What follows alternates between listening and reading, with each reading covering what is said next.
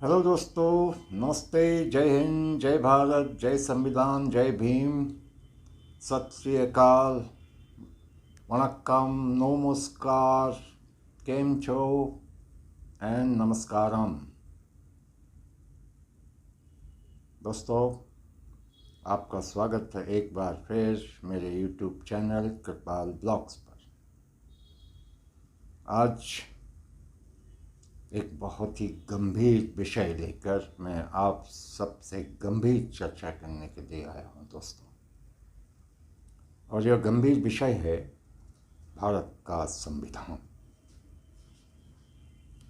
इसीलिए संविधान की भावना को ध्यान में रखते हुए मैंने अपना अभिवादन भी जितनी भाषाओं में मैं कर सकता था उतनी भाषाओं में करने की चेष्टा की है। जो रह गई हूँ उन सब से मैं क्षमा चाहता हूँ। तो दोस्तों, आगे बढ़ने से पहले आपसे पुनः एक बार प्रार्थना है, रिक्वेस्ट है कि मेरे चैनल कृपाल ब्लॉग्स को सब्सक्राइब कर लीजिए और उसके कंटेंट आपको अच्छे लगते हों, मेरी बातें अच्छी लगती हों तो शेयर भी कर लीजिए।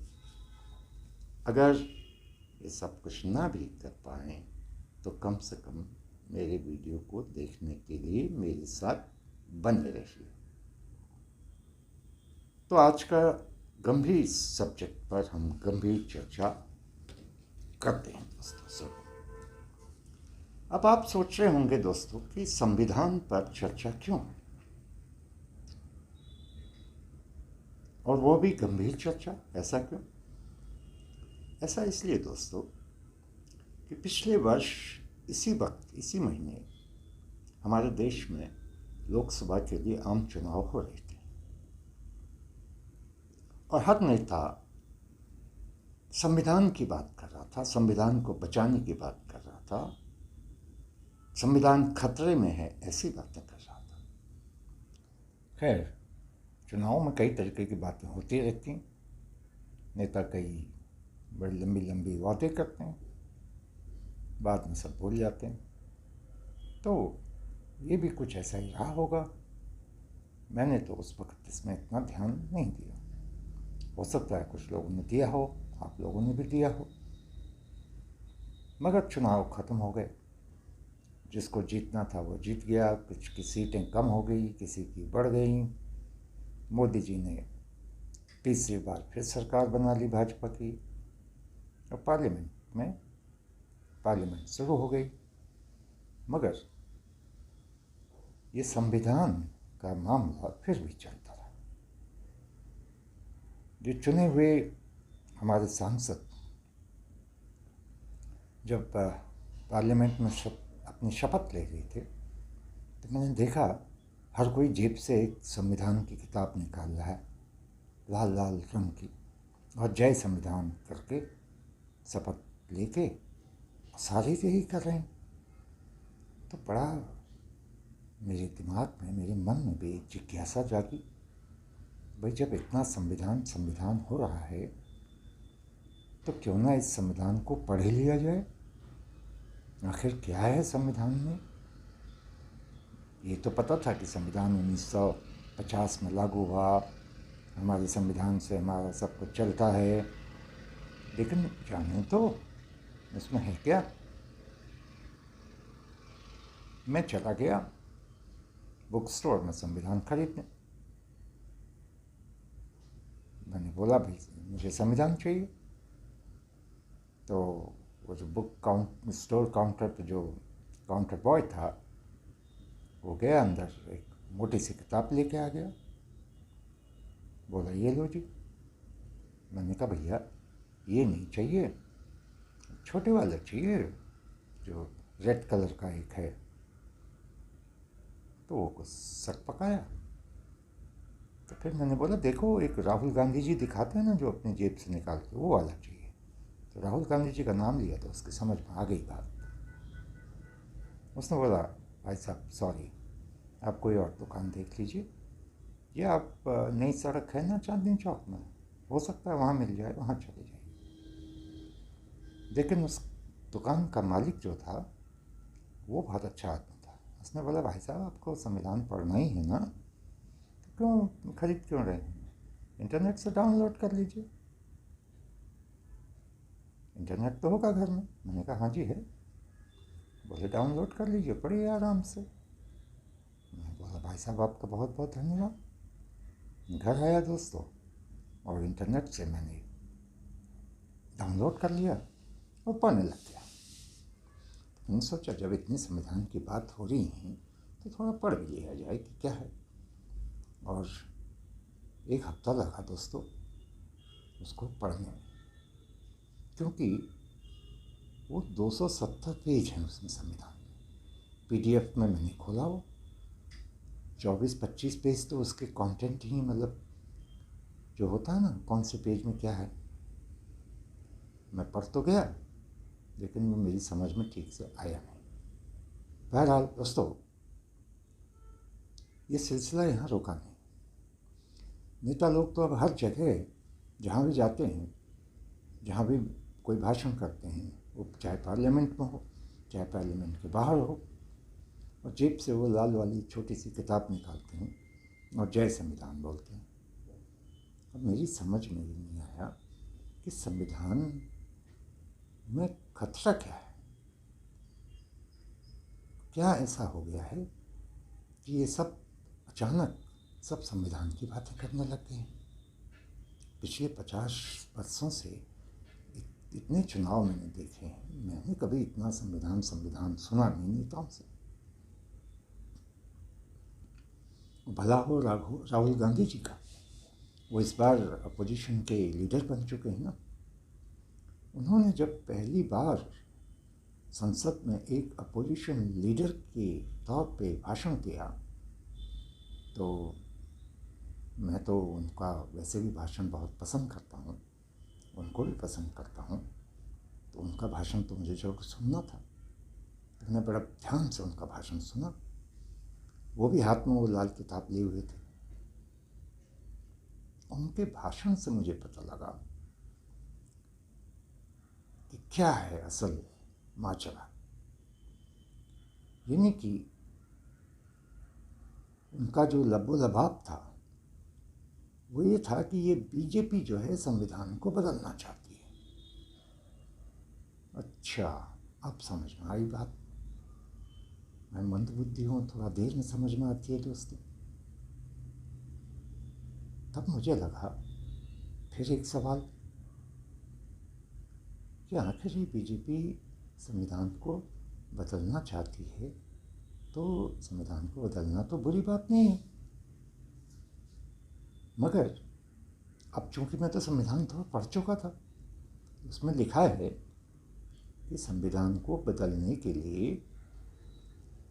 2/3 बहुमत चाहिए। तो बीजेपी के पास तो 2/3 बहुमत न था न है। पहले कम से कम बहुमत तो था 14 में और 19 में। अब तो बहुमत भी नहीं है, लूली लंगड़ी सरकार है, दूसरों के सपोर्ट से चल रही है। तो फिर ये कैसे संविधान बदल देंगे? मामला कुछ और है, क्योंकि ये तो राहुल जी भी जानते होंगे कि बीजेपी की सरकार संविधान को बदल नहीं सकती। चलिए, बदल सकती है नहीं बदल सकती है वो एक अलग बात है, लेकिन सवाल तो ये है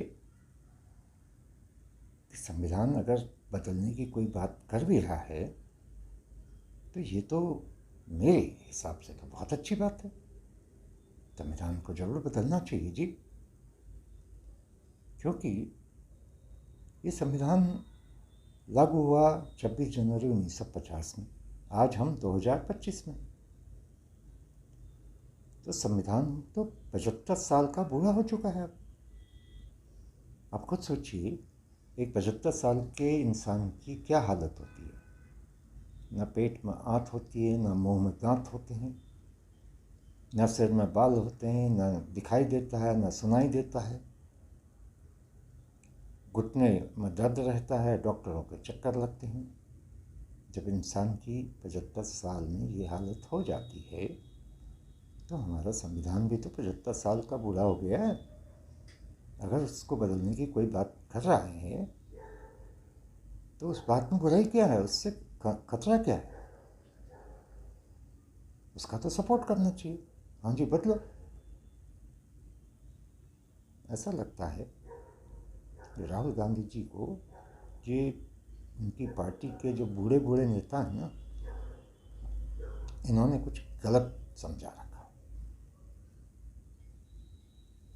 अब मज़ेदार एक और बात है, अपोजिशन पार्टीज बोलती हैं कि संविधान को खतरा है, बीजेपी संविधान को बदलना चाहती है, और बीजेपी संविधान की कसमें खा रही है।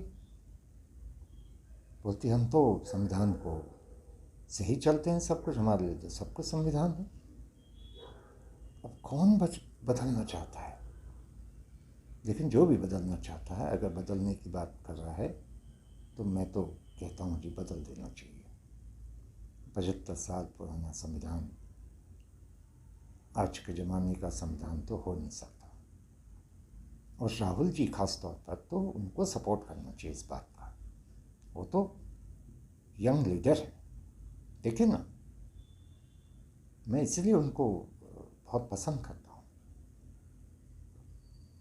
ये पुराने नेताओं की तरह वो कुर्ता पजामा, वो गमछा डाल के पार्लियामेंट में आना, सिर में वो सफ़ेद टोपी या कोई सांफा बांध के आ जाता है। राहुल जी को देखिए, फर्स्ट क्लास चकाचक टी शर्ट में आते हैं, जीन पहने हुए नीचे, स्पोर्ट शूज़। फिर सारे आज दुनिया में देखिए ना, आज नौजवानों को देखिए जो घूमने जाते हैं, एयरपोर्ट्स में जाइए, टूरिस्ट प्लेसेस में जाइए, सारे जो यंग जनरेशन है वो शॉर्ट्स में होती है, टी शर्ट्स में होती है, स्पोर्ट्स शूज़ पहने होती है। गर्ल्स, बॉयज़, मेन, वुमेन, सब। तो जो जमाने जिस हिसाब से चल रहा है उसी हिसाब से चलना चाहिए। तो राहुल जी की तो मैं तारीफ़ करता हूँ, बल्कि वो तो पैंट पहन के आते हैं, वो शॉर्ट्स पहन के भी आ सकते हैं पार्लियामेंट में, उसमें क्या है। अब मेरी तो उनसे कोई अप्रोच नहीं है दोस्तों। अगर आप लोगों की अप्रोच हो तो उनको मैसेज दीजिए कि भाई संविधान अगर बदल रहे हैं तो अच्छी बात है, उसको बदल ही देना चाहिए। और दोस्तों अब तो मैं आपको एक बात बहुत ईमानदारी से बता रहा हूँ, क्योंकि अब तो मैं संविधान पढ़ चुका हूँ, देख चुका हूँ।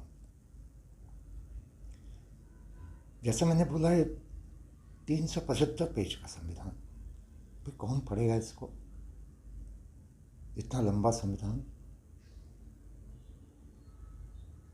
आप देखिए शॉर्टकट का ज़माना है आजकल, दाल रोटी सब्जी भाजी वो ज़माना नहीं है।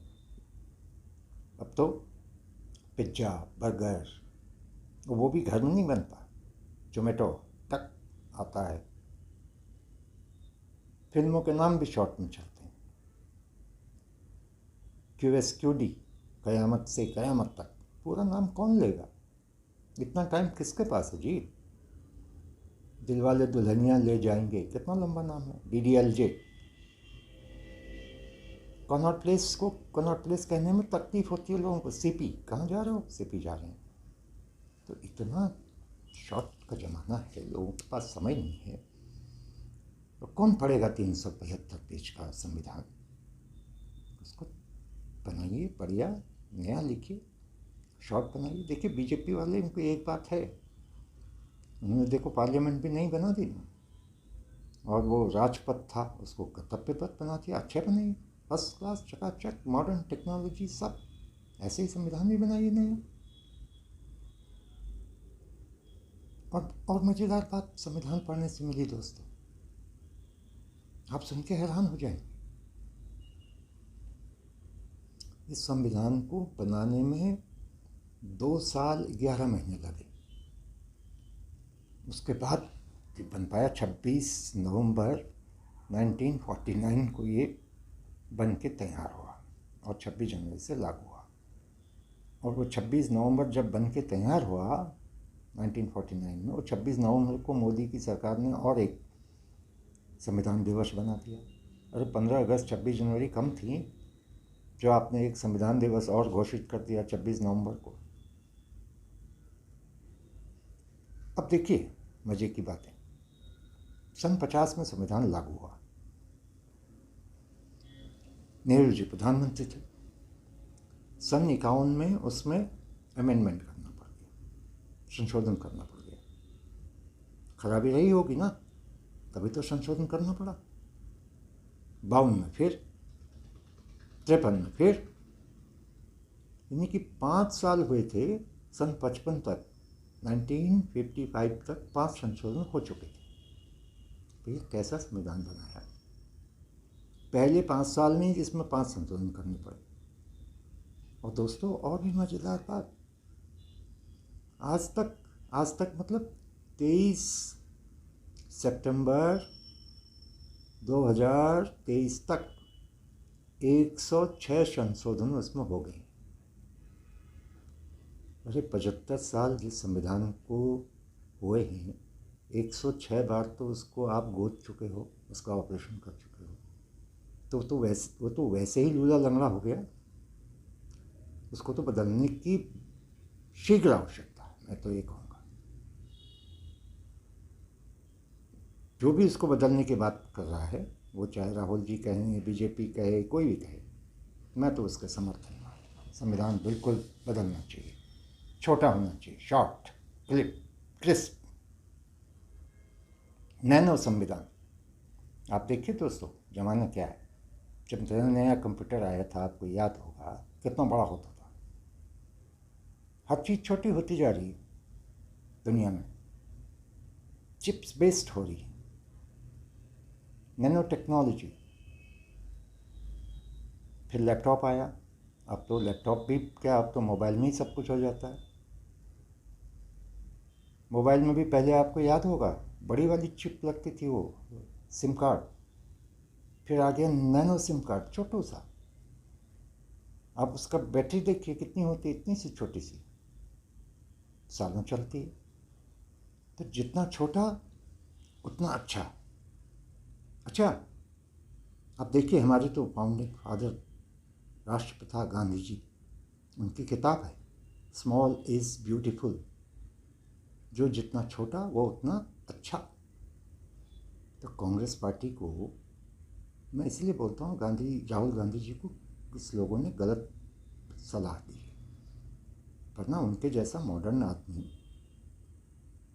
और पढ़ा लिखा इंसान, वो कभी संविधान के बदलने के खिलाफ नहीं हो सकता। जरूर उनको, ये कांग्रेस के बुढ़े लोगों ने ना उनको गलत एडवाइस की। और राहुल गांधी जी को मैं क्यों पसंद करता हूँ, देखिए, एक तो वो बहुत बढ़िया जगहों विदेशों से पढ़ के आए हुए हैं। ये टाट पट्टी के स्कूलों में पढ़े हुए नहीं। वो Cambridge, Oxford, Harvard, Princeton, Stanford, पता नहीं कहाँ कहाँ पढ़ के हैं। सारी ज़िंदगी तो वहाँ रह के आए हैं। और बोलते भी हैं बिल्कुल उन नेताओं की तरह नहीं बोलते। लंबे लंबे भाषण साफ बोलते हैं, क्रिस्प, शॉर्टकट में बोलते हैं, और लोगों को अक्सर समझ में नहीं आता। वो मजाक उड़ाते हैं। जो लोग समझ नहीं पाते हैं ना उनकी बातें, इतने हाईली क्वालिफाइड व्यक्ति, उनकी बात को समझना भी तो, समझने वाले को भी तो कुछ पढ़ा लिखा होना चाहिए। इसलिए लोग उनको कोई पप्पू बोल देता है, कोई कुछ बोलता है। अब आप सोचिए, वो जो बातें करते हैं वो कितनी महत्वपूर्ण बातें होती हैं। वो बोलते हैं 10 से आलू डालो, 10 से सोना निकलेगा। इसका मतलब ये नहीं कि वो कह रहे हैं कि आलू डालने से सोना बनकर निकलेगा। समझना पड़ता है। बोल रहे हैं कि इतनी जल्दी हम कैपिटल तैयार कर सकते हैं देश में, ये उनका मतलब है। अब उनकी बातों को यहाँ वाले नहीं समझते, लेकिन विदेशी लोग लाइन लगा के उनको बुलाने के लिए लाइन में लगे होते हैं, उनकी बातें सुनने के लिए।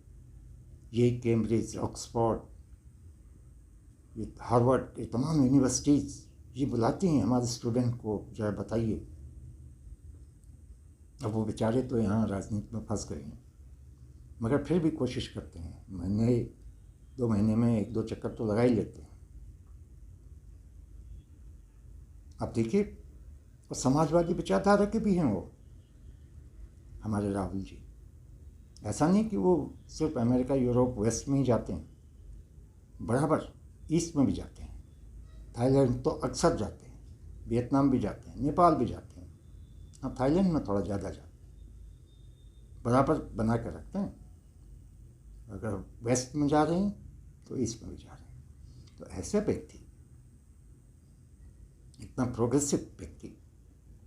और एक मज़ेदार बात बताऊँ उनकी प्रोग्रेसिवनेस की बात। ये पार्लियामेंट अगर आप कभी देखो तो वो नेता लोग जो एमपी हमारे भाषण देते हैं ना पार्लियामेंट में, और सामने ओम बिरला जी एक बैठे रहते हैं। वो ऐसा लगता है कोई क्लास में हेडमास्टर है, वो सारे उनकी तरफ मुँह करके बोलते हैं। लेकिन राहुल जी मॉडर्न है ना, वो ऐसा नहीं करते। वो उठते हैं, एक आध बार देख लेते हैं उधर पीछे, अपने पार्टी वालों की तरफ ज़्यादा देखते हैं, वहाँ को उनको देख के बातें करते हैं। जो भी उनको कहना होता है वो ओम बिरला जी की तरफ, उनके ऐसा नहीं लगता उनसे डर डूर के बात कर रहे हैं, वो अपने पीछे को मुँह करके करते हैं बात। हाँ, बीच में कभी कभी उनकी तरफ बोलते हैं कि माइक चला दीजिए, कैमरा मेरी तरफ कर दीजिए, बीच में उस तरफ भी करते हैं।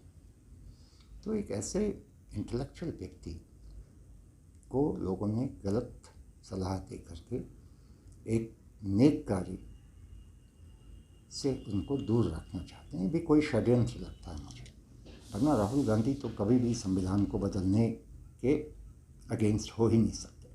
दोस्तों, मैंने संविधान गलती से पढ़ लिया। अब पढ़ के जो मेरी समझ में आया, अच्छा, संविधान जब मैं पढ़ रहा था तो जब मैं डाउनलोड कर रहा था उसमें और भी तमाम सारी चीज़ें आई। उसमें एक कोई बहुत बड़े संविधान के ज्ञाता हैं, उनका कोटेशन भी था कि जो संविधान का प्रारूप है, यानी कि जिसको क्या बोलते हैं, प्रिएम्बल बोलते हैं अंग्रेजी में, प्रस्तावना हिंदी में बोलते हैं। वो बोलते हैं संविधान की जो प्रस्तावना है वो तो संविधान की आत्मा है। और दोस्तों, मैं आपको सच बता रहा हूँ, मैं संविधान पढ़ गया 2 बार, मेरी ठीक से समझ में नहीं आया। लेकिन उसकी जो प्रस्तावना है वो पहली बार पढ़ने में ही समझ में आ गई मेरे। जब मेरी समझ में आ गई तो आप सबकी तो समझ में आ ही जाएगी। और प्रस्तावना को बोलते हैं ये संविधान की आत्मा है। अरे, जब आज संविधान की आत्मा समझ ली तो फिर संविधान को पढ़ने की क्या जरूरत है, बताइए। आप खुद सोचिए दोस्तों, किसी इंसान की आप जिंदगी भर उसके साथ रहो, आप उसकी आत्मा तक नहीं पहुंच सकते, कभी समझ नहीं सकते उसको। अब पीछे चले जाइए, हमारे ऋषियों और मुनियों को देखिए, वो हिमालय में जाकर के वर्षों तक वहाँ तपस्या करते थे। क्यों? अपनी आत्मा को खोजते थे ताकि परमात्मा से मिलन कर सकें अपनी आत्मा का। क्योंकि पहले अपनी आत्मा को समझना जरूरी होता है ना। तो संविधान की आत्मा तो इतनी आसान है समझनी। We the people of India, हम भारत के लोग अपने लिए ये संविधान बना रहे हैं, यानी कि संविधान हमने बनाया, भारत के लोगों ने। अब सोचिए दोस्तों एक बार और, सन 1950 में संविधान लागू हुआ हमारा। 1950 में हमारे देश की आबादी थी 26 करोड़, यानी कि 26 करोड़ लोगों ने संविधान बनाया। और आज आबादी है कितनी? 140 करोड़। अच्छा, 26 करोड़ लोगों का बनाया हुआ बूढ़ा संविधान, उसमें से भी कई तो मर गए होंगे। 140 करोड़ देश के आज के लोग, अगर वो 26 भी घटा दें तो 110 करोड़ तो कम से कम आज हैं। वो क्यों मानेंगे भाई उस संविधान को? उनके लिए नया बनाओ भाई, उनके ज़माने का संविधान बनाओ। मैं तो सारे जो राहुल जी और जो क्या है उनका वो इंडिया गठबंधन जो है, उसमें जो भी हैं या उसमें जो नहीं भी हैं, कितनी पार्टीज़ हैं हिंदुस्तान में, वो तो आप रट्टा भी मारोगे साल भर तक तब भी याद नहीं रहेंगे, जितनी भी हैं। बहरहाल उन सबको इकट्ठा करके भाजपा वाले भी इकट्ठा हो जाएं और एक नया संविधान की संरचना की जाए। मैं तो इस फेवर में हूँ। और ऐसा संविधान हो दोस्तों, 5 पेज से तो बड़ा होना नहीं चाहिए और नैनो होना चाहिए, क्रिस्प एकदम।